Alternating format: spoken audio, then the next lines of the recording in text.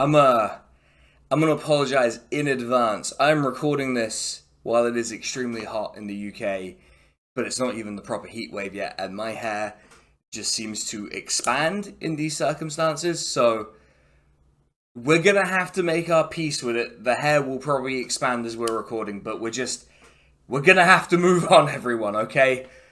God, it's such a mess. It's such a mess. This was originally a writing exercise and warm up for another video, but once it was written, I thought, why not record it? So here we are. I've seen people starting to ask certain questions more frequently that go along the line of, has the Labour Party or its MPs fallen victim to some kind of far-right radicalisation? Which is in part fueled by a sense of anxiety that Labour is both on course to lose the next election to reform, and that they're building a very authoritarian framework that reform would love to wield in office. Things like a harder border regime, both externally and internally, the government's determination to attack the rights of trans people, the very weak response to far-right pogroms, the criminalization of protesting genocide, the island of strangers speech, which is now being quoted by the far-right, and heavy-handed measures like the recently announced ban on under 16s using social media, has painted a picture of a government determined to both empower the far right and assault the civil liberties of the general public. It's also eroded, to some extent, the default impression of the two historic major parties, where the Tories are, to be frank, the dickhead party, and Labour are the nice party. This impression is pretty consistent across the political spectrum. At least I found it to be so. It's just that Tories and some swing voters seem to think that sometimes we need to be governed by dickheads for a decade or more, which, come look at the fruits of your labour and tell me if you think this is still true. But, pointing that out doesn't seem to change their mind, so what can you do now? This erosion of the brand of Labour is remarkable to me given how strong it is and how badly they must have transgressed to make this happen. People's lines will have been in different places for when they realised or even thought to ask the question, not to gloat and not to do a really smug shit-eating I told you so, but some of us realised this before we let these people have a massive majority in the House of Commons. That's not what I find interesting. The conversation around why the biggest crime some of us commit is being correct too early is for another video. What I want to think about is what's happened recently that seems to have particularly accelerated some of the anxiety, and whether this is real. Have Labour and its senior figures really dramatically changed in a way that points to radicalisation and an embrace of fascism, or might there be something else going on? We have to keep our minds open to that possibility. Before we get into the hypotheses, it's important to talk about the very real shifts that people are observing among senior figures and some of the quite alarming conduct of some Labour MPs, because it's all felt very dramatic and quick, which has left some people spinning since they didn't notice this tendency as it was unfolding. And in some ways I can't blame them. It's a bit like that quote about bankruptcy, gradually then quickly. And we're now in the then quickly phase of this, where things seem to be moving at a lightning pace. I want to take a couple of examples from the current cabinet. First, Shabana Mahmood, the current Home Secretary, who definitely doesn't deliberately dress like a fascist. That's just totally not what she's doing. Although if she was deliberately doing it, I don't know how else she would dress, how it would be different. There's this fantastic picture of her that gets posted a lot nowadays whenever she does anything, of her holding a placard from the Palestine Solidarity Campaign. Actually, it was one of those questions that people outside the UK had at the last election, which was why an ostensibly pro-Palestine MP had seen such a dramatic swing against her, seemingly on the basis of Labour's political response to Gaza. And it's because it wasn't just because of this, but I'm not getting into that for like the fourth or fifth video. Check out literally any of these other ones to get an explanation. So she has gone from being on the marches and supporting Palestine to administering the apparatus that is making protesting Israel illegal. That's what the intention of the Home Office prescribing Palestine action was, and it was intended to have a chilling effect and make people less likely to vocally support Palestine. Did this work? Well, the amount of brands they've had to arrest perhaps suggests this hasn't. It is undeniably quite a dramatic shift. It's one that's happened over years, but that doesn't make the positions any less stark in how different they are. Another example would be both the outgoing and incoming health secretaries, Wes Streeting and James Murray, both of whom had expressed very lukewarm and wishy-washy but nonetheless present support for trans people, then shifting to running the NHS with its many problems in that regard, too many for this video, but they're presiding over a regime that intends to make the lives of trans people worse. James Murray, upon coming into the role, recanted his previous support for the statement trans women are women, and even said, yeah, I have changed what I would say. I wouldn't say that phrase anymore, and I think that, over the last few years, I think a lot of us, myself included, have thought about this question in quite some detail. Which tells us this shift isn't confined to him, and that he believes it's the result of a thoughtful and considered process. Given how central transphobia is to the current rising tide of fascism, this is quite an alarming shift to see in senior politicians. So is seeing MPs trying to goad opposition politicians into getting themselves arrested, as Labour MP Mike Tapp tried to do to sack Polanski, who's the Green Party leader, which is quite a corrosive way to conduct yourself in a democracy, and to me, betrays what a lot of this is about and why it's not unreasonable to see Labour as a component of a fascistic project. It's about exercising power because you're a fucking loser and throwing a tantrum about people not loving your pet ethno-state. Or indeed, the now multiple instances of members of parliament reporting their constituents to the police for raising the issue of Palestine.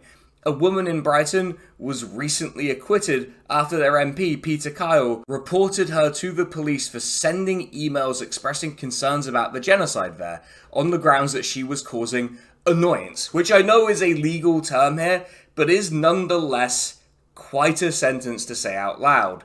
How does this happen? To me, there are 4 places my mind goes to. The first is cynicism. They don't really believe in this stuff and are doing it because they fundamentally believe that this is how they win and what people want from them. The second place my mind goes to, inspired by all of the books about the general conduct of the Starmer project, such that it is behind the scenes, is that an existing faction within Labour has become the only game in town, and so all of the politicians within it either exist within that tendency or have to conform somewhat to its really particular desires. A third idea is to go back to the start of this and examine it as a case of radicalisation and alienation, that somehow these politicians have found themselves going through the pipeline, whether it's social media or otherwise, and that explains this tendency towards fascism. And finally, maybe they have just changed their minds about these things, just being confronted by information that made them change their minds. Not all of them have changed, of course. Some Labour politicians have always been like this. Rachel Reeves and Liz Kendall, whatever else you might say about them, have always been dead-eyed freaks who want to feed the poor into a wood chipper. I think that makes them shitty people, bad politicians, and unfit to be MPs, but at least they're consistent and there's something that you can kind of respect in that consistency. Let's start with the notion that Labour's senior figures and MPs have changed so dramatically because they're just cynical. They don't mean it, they don't really believe it, but they think that this is something that will allow them to either construct an electoral coalition that will enable them to govern or accrue political capital. Whether that's to actually do good things or to get their snouts in the trough of Taylor Swift tickets and flats provided by Lord Alley.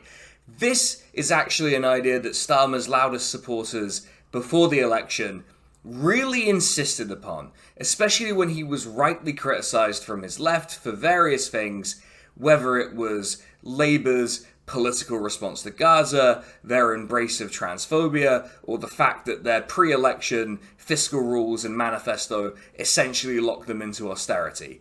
At the time, if you pointed any of this out, or pointed, as someone may have in a very long video, we can't say who did that, but someone may have done it, to Starmer's long record of basically being a Tory, you would get told something along the lines of, they're only saying this to get elected, or, don't worry, they're lying to those other people. And you'd be told that this wasn't wildly dishonest or cynical, but was in fact a necessary step to get incremental improvements, which I have some thoughts about.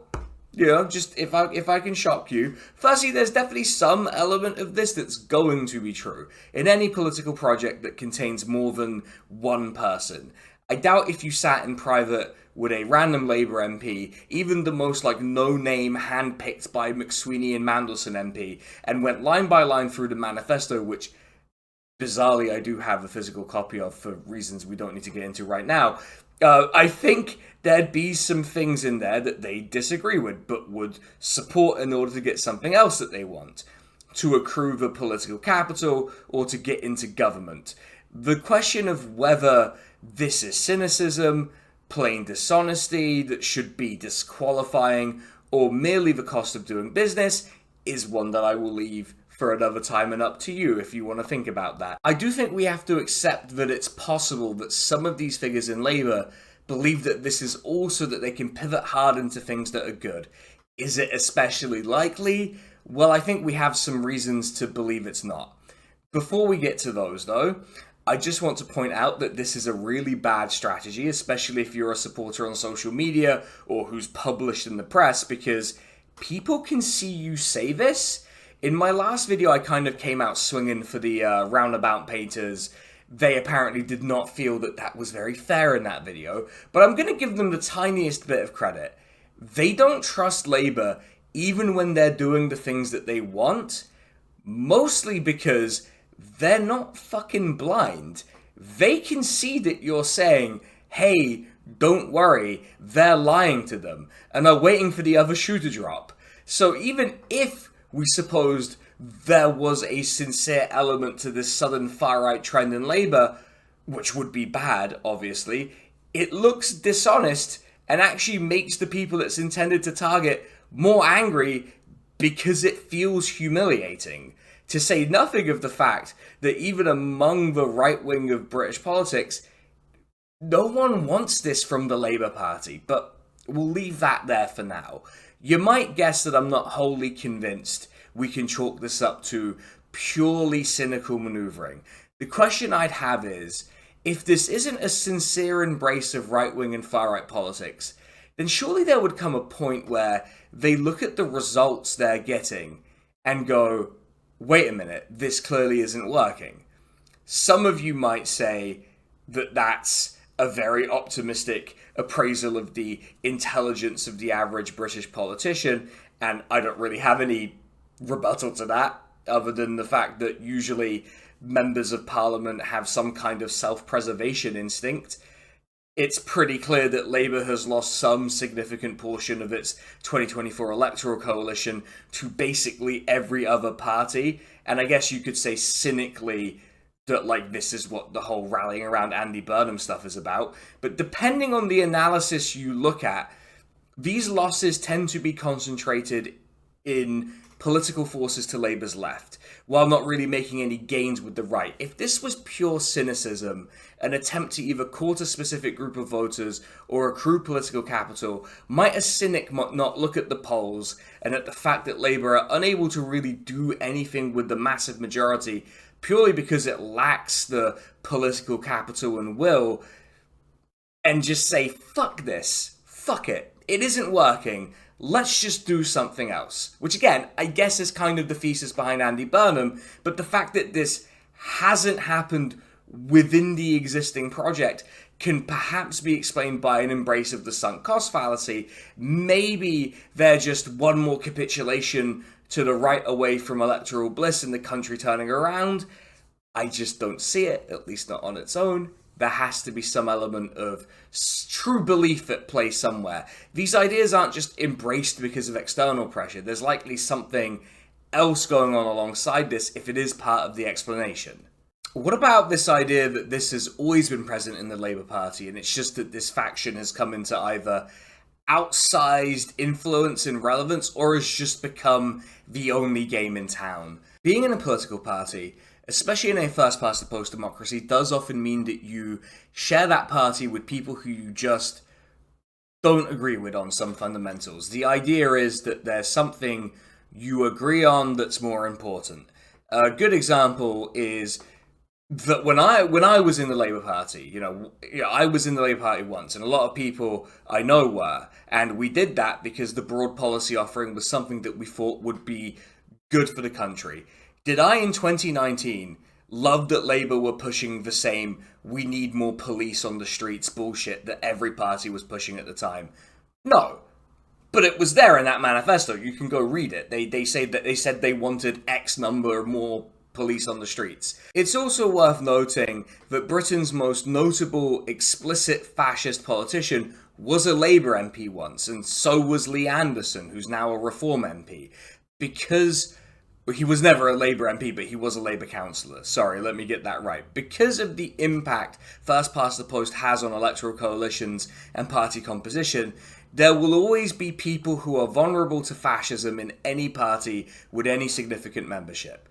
If only because the public are an incoherent mess, and that will be reflected in any party membership that's more than 1,000 people. To take an example of an existing tendency within Labour, Blue Labour is a whole thing that's talked about too much for something that's basically non-existent among the public. There's this fantasy of, if only we had an authoritarian or socially conservative party who also espoused left-wing economics, it'd win every election. Nationalise water, hang nonces. The problem is that these two positions, social conservatism and sort of economic left-wing position, like a socialist economic position, are in serious tension with each other. Can you meaningfully construct a socialist or even social democratic economic settlement that doesn't at least have somewhat of a permissive attitude towards things like immigration or family reunion or recognizing who's at the sharpest end of the neoliberal economic order? And just as a hint, it's usually social and ethnic minorities. I don't think so, and often this tension isn't resolved by realizing social conservatism is bullshit, but instead in things like Maurice Glassman, a Labour lord, often credited as the big brain behind Blue Labour, meeting a German far-right politician who said that not every member of the SS was a criminal. Glassman, by the way, still a member of the Labour Party. So clearly there's nothing wrong with what he did, of course. That's what the Labour Party is saying. So there are existing tendencies within Labour who are vulnerable to fascism, and I would argue that particular strain in Labour has grown in influence within Labour because of the dominance of the Labour right. If you read books like Paul Holden's The Fraud, which I'm going through for another video, but there are others that touch on this, you see a project of the Labour right that intended not only to underhandedly retake control of the Labour Party, it also sought to become the dominant faction to the point that all other challengers, be they the Labour left, such that it exists, or even Labour's soft left, couldn't muster a sufficient challenge. These efforts were led by Morgan McSweeney, the Prime Minister's former Chief of Staff, who's now back advising the Prime Minister, which I'm sure will go well, for all of the 2 days after recording that he will be Prime Minister. He might already be gone. So the idea is that because this faction has become so dominant, they're the only game in town, and MPs who are not really interested in doing that politics that way, engaging in that politics, have started to shift in that direction. Now, you could say this is a subset of cynicism or a result of Westminster's system of patronage, and I'd say you're probably at least a little correct. It's also just that the parliamentary Labour Party probably spends a lot of time hanging out with other members of the parliamentary Labour Party, and inevitably some kind of interpersonal dynamics come into play and move people, like a workplace culture. Though I understand that calling what Labour does work is a little complimentary. Again, I'm being really nice to the politicians in this video, that's not like me. But this whole thing feels a little too, if only McSweeney or Starmer or insert your sort of like hate figure here wasn't in a position of influence, Labour would be good. It's ascribing blame in a very narrow way and raises questions about why, in such a large party, both in the membership and its parliamentary representation, that a lot of people seem to be falling in line. This is fundamentally the appeal behind Andy Burnham, who I've already mentioned a couple times, the new MP for Makerfield after his pretty decisive victory in that by-election, paved the way for him to challenge for Labour leader if indeed he pulls the trigger. But as of recording, and I'm sure Editing SK will put up the most recent news, it looks like he won't have to, and Starmer will be setting out a timetable for his departure at last. But bear in mind I'm recording this on the Sunday, so it's such a fluid situation that during editing it might change. His appeal as potential Labour leader is that he's not these people, and by being Mayor of Greater Manchester, he's been away from the malignant developments in the parliamentary party. It allows people to project a sense of real Labour onto him, and real Labour is, as we discussed at the start of this, the nice party in contrast to the Tories. And it certainly seemed to work in that by-election. Whether that works as Prime Minister, the problem is that Andy Burnham is also sliding down this slope. Josh Simons, the MP who resigned to give him a run at Makerfield, was also instrumental in Labour Together, the group behind this shift in Labour's factional composition. Burnham also presented positions that made him seem like continuity Starmer, but he has a northern accent, so to me it cuts potentially both ways, because it would require a judgment about Burnham's character I'm not going to make in this video because I don't know and he's not Prime Minister yet. But the ease with which he's settled into these positions suggests to me that it's not just factional dominance at Westminster driving this, at least among the key players involved here. One of the questions I've seen people ask more and more is, has Labour or its key figures fallen down some kind of radicalisation pipeline? Or I guess if you look at the Prevent terminology for it, gone up the pyramid? God, that's ridiculous. I'll have to save it for another video, but I couldn't help but show you the ridiculous Prevent terrorism triangle. Pyramid? Triangle. Whatever. It's the same thing. Anyway, some people are trying to explain this shift as down to some kind of process of radicalisation towards the far right, and I would say part of that involves being alienated from the left. Often people will look at the government continuing to use X, formerly Twitter, for official communications and ministers keeping active accounts there and assume that they're basically boiling their brains with exposure to whatever it is that's going on there. I don't know, and I don't want to know. But whatever it is, it's bad, I guess. Let's humour that notion for a bit and look at a cohort that does use X, formerly Twitter, extensively, and that's British journalists and former members of the Conservative Party. You can kind of see it. These people have started moving even further to the right, and I actually think that if we're laying the blame at social media's door, that's, one, pretty funny in light of the under 16 social media ban that they want to pass, and two, the extent to which it's a first order impact is limited for politicians, but much more serious as a hypothesis about journalists, which will then have an impact by the closeness of our media and political classes. It's another case of, if everyone you know or talk to is a certain way, it might have some kind of impact on you. And I don't think that's outrageous to suggest. If we're saying that some kind of alienation and radicalization is taking place, it's already something whose seeds could have been planted after Elon Musk bought Twitter.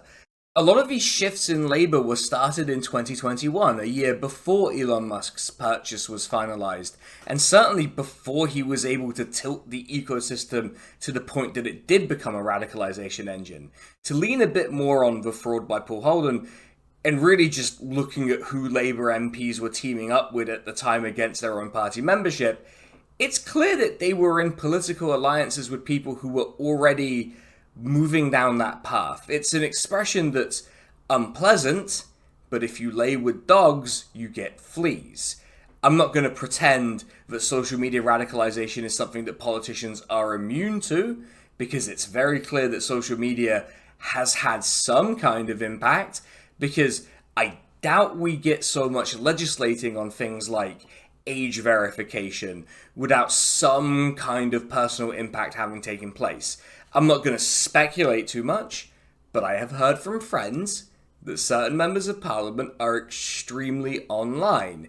And just as a bit of fun, Keir Starmer, the actual Prime Minister, as of recording, could be gone by the time this is out, has referenced that people call him Keith online. And that group of people who call him Keith is not large in the grand scheme of things.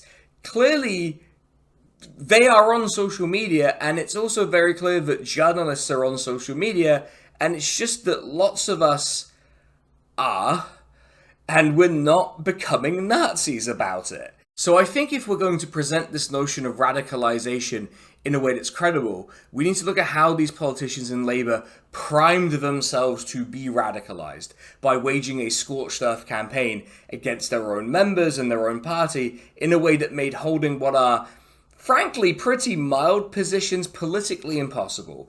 If you've gone all in on siding with people who claim that all criticism of Israel is motivated in some part by anti-Semitism, how can you then criticize Israel when they do what they did in Gaza?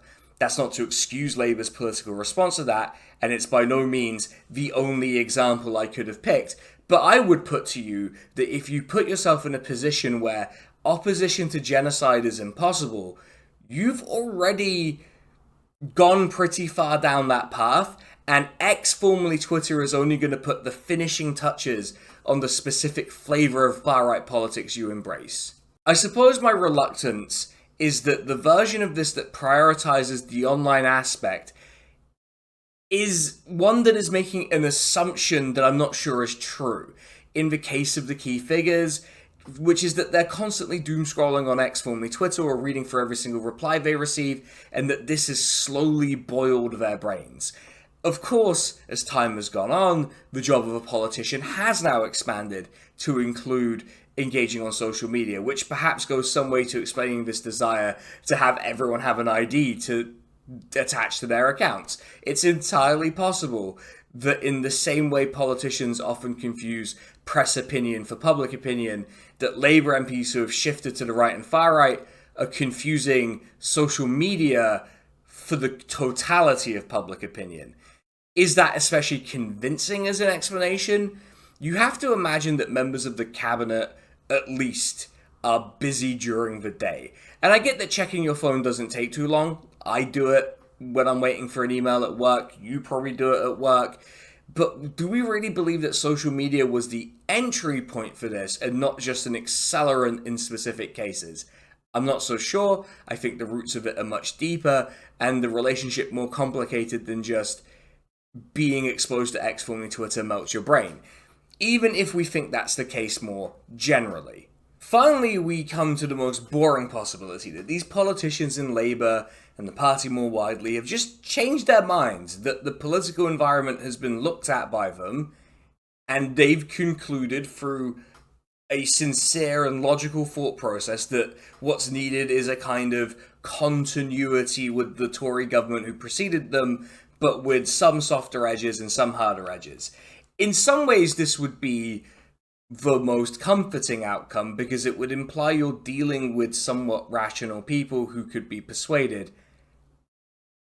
I'm not sure that's true. Look, by the time I got to this part of the script, I genuinely started to wonder why this would be the reason, when in reality it's going to be a bit of everything I've already talked about and lots of things I haven't. For example, do the donations that Labour MPs have received and declared make a difference to their politics? I would say it'd be very cheap of them to be changed by that, but I don't think that's unreasonable. There's going to be lots of little factors adding up that shifted Labour into being a vehicle for far-right politics. If you still don't believe that's the case, then do one thing. Go to the British National Party's 2010 manifesto. At the time, this party was rounded on by the entire political and media establishment as an unacceptable fascist party, which it was. Go through their manifesto and see how many of their policies are either being pursued by Labour and government or are now seriously being discussed by one of the major parties. Once you do this exercise, I think you come to where I am now, where I just can't bring myself to care about the why. And I understand that it's important because you want to be able to prevent these things from happening, but how much of this could we have exercised any real control over? And does the reason change what's being done and what needs to be done in response? It's a bit like wanting to know why someone's punched you in the face. It might impact how you react to it in the long run, but you still got punched in the face, and in that moment, I don't think why matters very much. If you take any of these reasons I've talked about, can we really change the fact that cynical, power-hungry people go into politics? Or could we have prevented a series of clandestine plots to subvert the will of a party's members?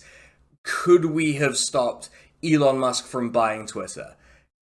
No, and I think worrying about these things isn't a productive exercise, even though I just did a whole video about it, so I do recognize the irony. I guess I did all of this to say we should focus on what we can control. We can't stop the world's first trillionaire from buying a website to make people think he's cool. We can control how our communities react to the far-right shift in our politics. We can try to do what good we can, and you know I'm not given to sentimental shite, but that can snowball. When Andy Burnham won that by-election in Makerfield, I worried that perhaps this showed that there was a route back for Labour without confronting this tendency within it, that slapping a northern accent on the pig would save them, and it might for a short while.